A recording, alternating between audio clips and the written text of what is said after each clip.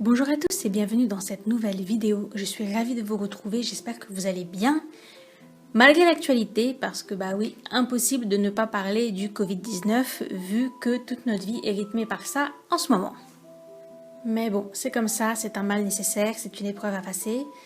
Restez bien chez vous, respectez bien les consignes de confinement parce que oui, c'est vraiment très important. Non pas parce que le Covid-19 est dangereux en lui-même, il n'est pas plus que d'autres maladies, mais il va toucher beaucoup de gens et ces gens ne pourront pas être correctement soignés s'ils sont trop nombreux à arriver sur une période restreinte à l'hôpital. C'est ça tout l'enjeu du confinement. Je sais qu'il y a beaucoup de gens qui n'ont pas compris, qui pensent que c'est une mesure de sécurité juste parce que ça serait trop dangereux ou quoi que ce soit d'avoir la maladie. Ça ne l'est pas. Il y a, tout comme pour la grippe et d'autres épidémies dans le genre, un très fort taux de guérison. Ça attaque principalement, dans la majorité des cas, des personnes qui ont déjà des faiblesses, soit du fait de leur âge, soit parce qu'ils ont d'autres maladies.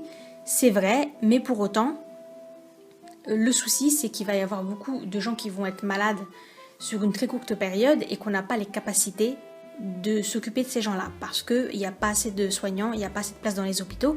Il faut pas oublier que ce sont des maladies infectieuses, donc on isole chaque personne et il n'y a pas la place d'isoler 1000 personnes qui arrivent le même jour à l'hôpital. Ce n'est pas possible.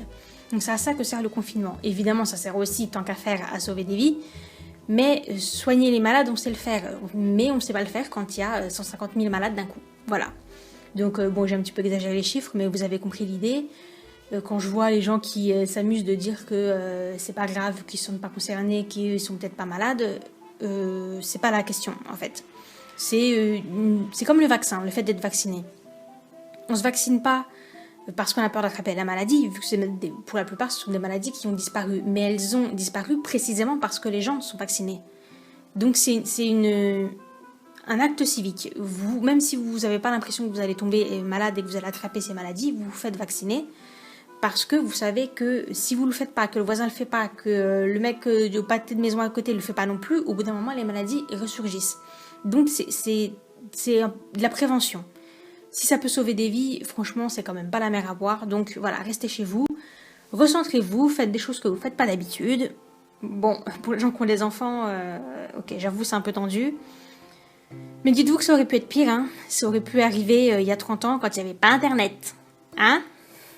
Oui, je sais, je parle souvent de cette époque où il n'y avait pas internet, mais oui, il faut bien vous dire que ça serait arrivé il y a quelques années encore en arrière, et on n'aurait pas pu s'occuper comme on peut le faire maintenant, par exemple en regardant des speed paintings d'illustrations. En tout cas, j'espère qu'on saura tirer les leçons de cet événement, de cette petite apocalypse, parce que clairement, il y a des gens, ils ont grave du mal. Quand je les vois se précipiter dans les hypermarchés, alors même qu'on dit aux gens faites attention à pas vous retrouver dans des endroits où il y a trop de monde en même temps, etc. Et que comme des teubés, ils se précipitent pour faire leurs courses, pour faire des stocks sur la base de rien du tout, puisqu'on a absolument toujours le droit d'aller faire ses courses normalement. Donc pourquoi est-ce qu'ils se précipitent? Je ne sais pas, mystère. Comme ça, ils créent des pénuries sur la base de rien du tout, et les gens qui ont vraiment besoin, ils ont plus de PQ et ils ont plus de tout ce qui est nécessaire. Pas de viande, pas de légumes, enfin je comprends pas. Vraiment je comprends pas. Bref. Ça aura au moins servi à mettre en valeur ce genre de comportement et peut-être qu'avec un peu de chance, si une prochaine fois il y a un autre type d'épidémie, les gens réagiront un petit peu plus calmement parce que là clairement, je sais pas, c'est curieux de voir comment les gens comprennent que ce qu'ils veulent bien comprendre. Il y a certaines mesures, ils les comprennent très bien et puis il y en a d'autres, ils comprennent complètement de traviole et ils font n'importe quoi, y compris en se mettant en danger et en mettant les autres en danger. Donc, mystère. Bon, allez, j'arrête avec ça. Je redirai un petit mot à la fin de la vidéo pour vous parler d'autre chose qui est un peu liée au coronavirus, mais bon, on verra après. D'abord, on va parler déjà du matériel que j'ai utilisé pour cette illustration. C'est exactement la même chose que d'habitude. Donc, papier aquarelle 100% coton de la gamme Fontaine de Clairefontaine, grain demi-satiné. Ensuite, aquarelle, beaucoup d'aquarelle, beaucoup de couches d'aquarelle, on va y revenir. Crayon de couleur, feutre à alcool, un petit peu de stylo blanc et roule ma poule. Pour cette illustration maintenant en elle-même. Alors, vous l'aurez remarqué, on est sur une ambiance radicalement différente de la précédente, puisque la précédente illustration que vous m'avez vu faire en vidéo, C'était le fanart de Sailor Venus et on était sur une ambiance assez lourde, assez renfermée, avec des meubles très pesants, des couleurs très chaudes, assez foncées. Donc là, changement total, on part sur des couleurs très froides. C'est les couleurs que j'ai plutôt tendance à utiliser habituellement. Et d'ailleurs, cette illustration, on pourrait dire que c'est une illustration doudou, cocooning, puisque j'ai fait une illustration assez simple, des choses que j'aime bien faire, sur le thème que j'aime bien faire. On est sur une fille avec une jolie tenue, un peu de magie, une ambiance un peu comme ça, mystique, vaporeuse. Bref, c'est tout à fait ma came. Après l'illustration de Sailor Venus, ça m'a fait du bien de revenir à un petit truc tranquille. Et puis bon, l'actualité elle fout un peu le cafard, donc voilà, ça fait du bien de revenir un petit peu sur sa zone de confort. Donc au niveau des couleurs, je savais dès le début que je voulais du bleu et que je voulais quelque chose de vaporeux. J'ai dû mettre beaucoup de couches parce que comme vous le savez, l'aquarelle, si vous partez trop foncé, après vous êtes en galère, vous ne pouvez pas éclaircir. Donc il faut aller en fonçant progressivement, en particulier si vous voulez faire des dégradés ou des effets de fondu. Ça a été le cas pour ses cheveux et pour la robe. Donc là-dessus, j'ai mis beaucoup d'aquarelle. Ambiance bleue, donc. En cours de route, il a fallu que je choisisse qu'est-ce que j'allais associer avec ce bleu. Au début, j'étais partie pour faire un camailleux. Puis je me suis dit, oh non, bof, c'est pas terrible. Donc j'ai pris une couleur au pif. Et je suis tombée, enfin je savais qu'il fallait que ce soit une couleur froide, hein, donc au pif, pas tout à fait. J'étais sur une gamme de bleu, vert, violet, et finalement j'ai pris ce vert qui est un vert chartreuse. C'est comme ça que normalement on appelle la couleur, et qui est en fait un vert qui tire sur le jaune, ou un jaune qui tire sur le vert, dans le sens que vous voulez. Enfin bref, c'est une couleur, quand vous la diluez beaucoup, elle paraît jaune, et puis quand vous la gardez concentrée, avec le plus de pigments possible, ça fait plutôt du vert. Donc j'étais déjà sur ces deux couleurs, et après je me suis dit ça serait quand même bien que les étoiles et que le sceptre aient une couleur qui pèterait totalement, qui serait pas totalement à l'opposé des couleurs froides, mais quand même une couleur un petit peu plus chaude. Et j'ai opté pour le rose fluo parce que why not. D'ailleurs pour les étoiles, vous allez voir, j'ai utilisé un feutre, donc c'est un feutre rose fluo. Je vous le précise parce que évidemment ça va pas très bien se voir, mais bon. Voilà, vous le saurez. Donc, on a fait un petit combo bleu, vert chartreuse, rose fluo. Et ça marche plutôt pas mal, hein, pour un truc que j'avais pas du tout prévu, que j'avais pas du tout réfléchi. Je suis assez contente du résultat final. Mais ne prenez pas exemple, hein, ne faites pas ça. Normalement, on cogite avant les couleurs qu'on va choisir.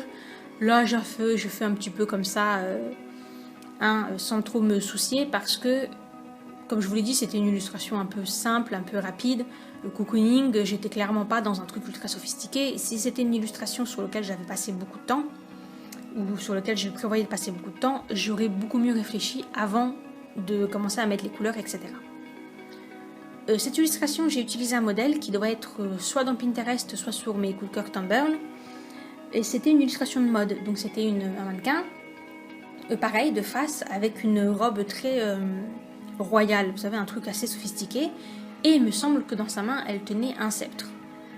Donc un sceptre de roi, hein, de royauté. Mais bon, dans ma version, c'est devenu un sceptre une baguette magique, un genre de truc comme ça.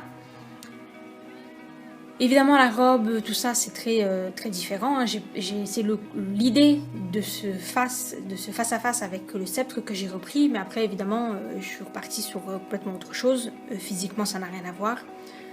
Le mannequin et le dessin que j'ai fait. Donc, bref. J'ai une idée globale, mais après, je suis partie dans ce que moi, j'avais envie de faire. Par ailleurs, j'en profite pour faire un petit point composition.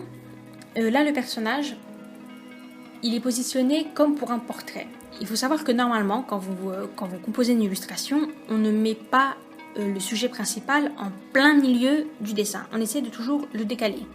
Donc soit un petit peu vers la gauche, soit un petit peu vers la droite, un petit peu en haut, un petit peu en bas, mais enfin, on évite de le mettre en plein milieu parce que ça fait très, pas naturel, ça fait très composé artificiellement, très convenu. Donc normalement, on évite. On décale toujours un petit peu. Cela étant dit, il y a une exception, c'est pour les portraits, puisque évidemment que quand vous faites un portrait, il n'y a pas d'autre sujet que la tête de la personne, enfin que tête, buste, ou en tout cas, même quand c'est en pied, il s'agit de la personne qu'on veut montrer et donc très logiquement on la met au centre. C'est ce qui s'est passé ici. Mais normalement on le fait pas. Ou on évite en tout cas. Sauf précisément pour ce genre de sujet. Voilà, autant vous dire que vu le nombre de couches de peinture que j'ai mises, je suis bien contente d'avoir utilisé du papier 100% coton. Je vous rappelle que le papier 100% coton, c'est le plus qualitatif et aussi le plus cher du papier aquarelle, parce que c'est celui qui résiste le mieux à l'eau et qui accepte un nombre infini de couches de peinture. Donc quand on me pose souvent la question pourquoi tu utilises ce papier là et pas un autre, ou qu'est-ce que je dois acheter comme papier, prenez du 100% coton. Après, c'est pas le plus donné et ça dépend du travail que vous allez fournir. Clairement, quand vous savez que vous allez avoir beaucoup de couches de peinture, c'est ce qu'il vous faut, sinon vous n'allez pas y arriver. Cela dit, j'avais quand même un petit peu sous-estimé le temps que j'allais passer dessus. Je pensais que ça allait être une illustration que j'allais évacuer vite fait. Et finalement, d'avoir mis toutes ces couches de peinture et d'avoir travaillé aussi lentement, en dégradant vraiment beaucoup, ça m'a fait travailler pas mal de temps dessus. Des fois, ça arrive. Il y a des illustrations sur lesquelles on pense qu'on va passer beaucoup de temps et que finalement, on est tellement dedans qu'on avance assez vite. Et puis, il y en a d'autres, c'est l'inverse. Un dernier petit mot sur l'association des couleurs. Donc je l'ai déjà dit, je le répète pour les nouveaux arrivants. Si vous ne savez pas quoi choisir comme couleur, que vous avez tendance à utiliser tout le temps les mêmes couleurs que vous voulez changer, ou que vous voulez associer deux couleurs inhabituelles mais vous avez peur de vous tromper ou vous ne savez pas comment choisir, n'hésitez pas à aller sur Pinterest et à rechercher des nuanciers. Il y a énormément de photos où on vous montre les couleurs qui sont associées. Et d'ailleurs, le fait qu'elles soient isolées, ça permet de les voir différemment de l'image d'origine. Parce que les couleurs, quand vous les mettez côte à côte, elles réagissent pas de la même façon, visuellement. On les voit pas de la même façon que quand elles sont isolées. C'est ce qui se passe souvent avec les couleurs comme le gris de pen. Vous savez, je vous dis souvent, le gris de pen, c'est un gris bleu. Alors en fait, quand vous le mettez à côté du bleu, il vous paraît gris. Mais quand vous le mettez à côté du gris, il vous paraît bleu. C'est tout à fait ce genre-là. Donc n'hésitez pas à aller sur Pinterest, par exemple sur le mien, j'ai un dossier qui s'appelle couleurs et dans lequel vous avez déjà beaucoup d'images où vous pouvez trouver des associations de couleurs auxquelles vous n'auriez pas forcément pensé. Donc si vous êtes en manque d'inspiration, n'hésitez pas à aller chercher des images ou des modèles qui peuvent vous aider. Bon voilà, j'ai fini avec tout ce qui était côté artistique. Maintenant, comme je le disais, je reviens sur le coronavirus, la poste est fermée. Alors autant samedi je m'inquiétais pas trop puisqu'il disait que tout ce qui était banque etc allait rester ouvert. Ça je dois vous dire que par rapport au gouvernement j'ai pas très bien compris le fait qu'il fasse une première annonce, puis une deuxième annonce, puis finalement une troisième annonce. Alors que clairement dès le début ils avaient prévu qu'ils allaient mettre en confinement total tout le monde. Je pense que c'était pour éviter que les gens paniquent, sauf que comme ils l'ont fait sur un laps de temps hyper court, comprenant le week-end, ils se doutaient bien qu'en fait, ça allait quand même partir en cacahuète. Mais bon, bref. Du coup, je pensais pas que j'allais avoir de soucis pour la poste, vu qu'ils disaient que les banques allaient rester ouvertes et que la poste, c'est aussi une banque. Et effectivement, elle était encore ouverte samedi. Mais voilà, il se trouve que maintenant c'est fermé. Et on ne sait pas quand est-ce que ça va rouvrir. Cela étant dit, a priori le courrier est toujours distribué et il est toujours ramassé, donc moi je ne ferme pas ma boutique Etsy. J'ai commandé des timbres en ligne, donc j'attends de recevoir les carnets et c'est exactement pareil que si j'allais à la poste, ça fait aucune différence. Donc en ce qui me concerne, tant que le service de poste continue de fonctionner, que le courrier est relevé et qu'il est distribué, je laisse la boutique ouverte. A priori, il n'y a aucune raison pour que vous ne receviez pas vos commandes à temps. Et pour ceux qui m'ont passé commande et qui se trouvent par ici également, merci beaucoup à vous. Ensuite, toujours en parlant des produits, j'ai déjà commencé à enregistrer des nouvelles vidéos de Mystery Bag, puisque j'ai déjà vendu ceux que vous avez vus la dernière fois. Et j'en ai déjà d'autres qui commencent à partir, mais bref. Attendez-vous là dans les prochains jours, donc pas la semaine prochaine, mais probablement celle d'après, à voir des nouveaux petites illustrations de Mystery Bag. Avant de vous quitter, comme d'habitude, je vous dis un grand merci à vous tous qui commentez. qui likaient, qui partageaient mon travail et je souhaite la bienvenue à tous les nouveaux abonnés. Merci beaucoup, c'est très important toutes ces choses, le fait de mettre des pouces bleus, le fait de commenter, le fait de s'abonner, c'est ce qui permet à la chaîne de se faire référencer, d'être découvert par d'autres gens et c'est ce qui m'encourage moi à pouvoir continuer mes vidéos. Donc merci beaucoup.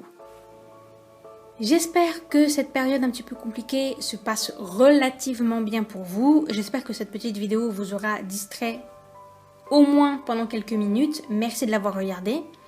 Prenez bien soin de vous et de vos proches. Nous on se retrouve la semaine prochaine pour un nouveau Sweet Painting. Et d'ici là, portez-vous bien. Bye!